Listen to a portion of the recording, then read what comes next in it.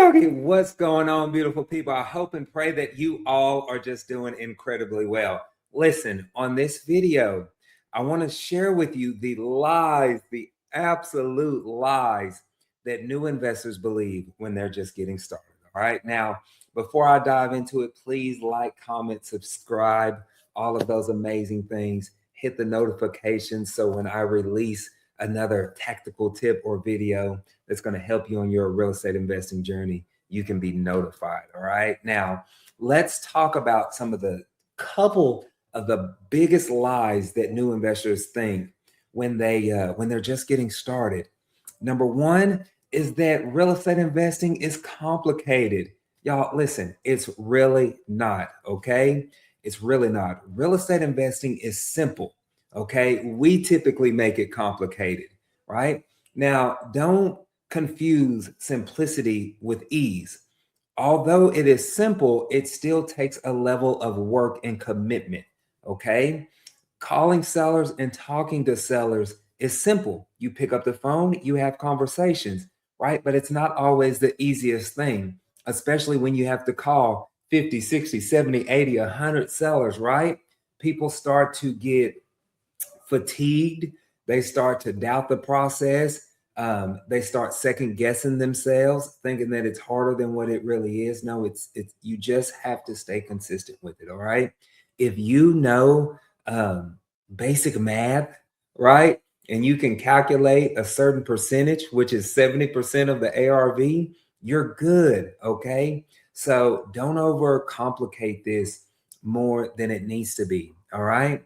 The point number two, or one of the second biggest lies that new investors believe when they get started, is that you actually need money to get started. Okay. Now, hear me out. This is a little bit of a controversial topic in a sense, because technically speaking, no, you do not need money to get started in real estate investing. You can be wildly creative and you can make things happen, right? But if you had money, it's definitely going to make your life 1,000 times easier. Let me think of like a random analogy. Okay, listen. So if I had to walk from here or go across town, technically speaking, I don't need money to get across town, right? If I have legs, and I do, I've been blessed by the grace of God, I can walk across town. Now, walking across town may not be the easiest thing for me to do, right? I might have to cross over highways. I might have to walk several miles. It could be raining outside. I could get soaking wet, but I didn't technically need money to get across town. Am I making sense?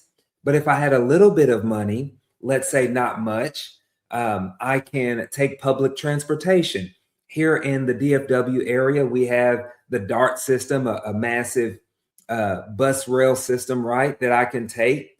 It's going to get me across town just the same, but now I get to do it sitting in a bus. So now I don't have to ride, or I'm sorry, I don't have to walk for miles. I can be out of the elements. I can be in the heat in the winter and the AC in the summer. Do you see? And I just needed a couple of bucks, because the bus here is just a couple of dollars. Now, if I spend a little bit more money, now I can go buy a car, right? And now I can make my ride even easier. Now I don't have to wait at a bus stop for a bus that may be delayed. Now I don't have to share the bus with everybody else and sit next to strangers, right? I can get across town a lot more comfortably, right? And you get the scenario from there. Now there's different levels of cars that I can drive.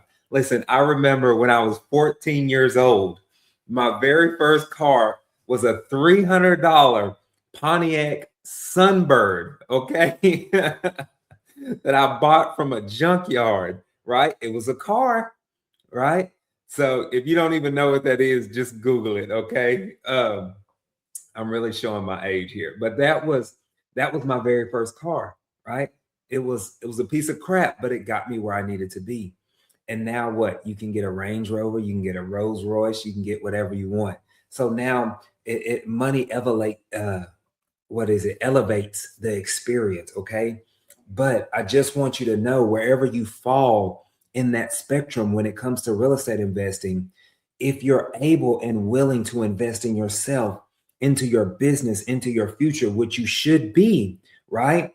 It's going to make your life a little bit easier. Okay.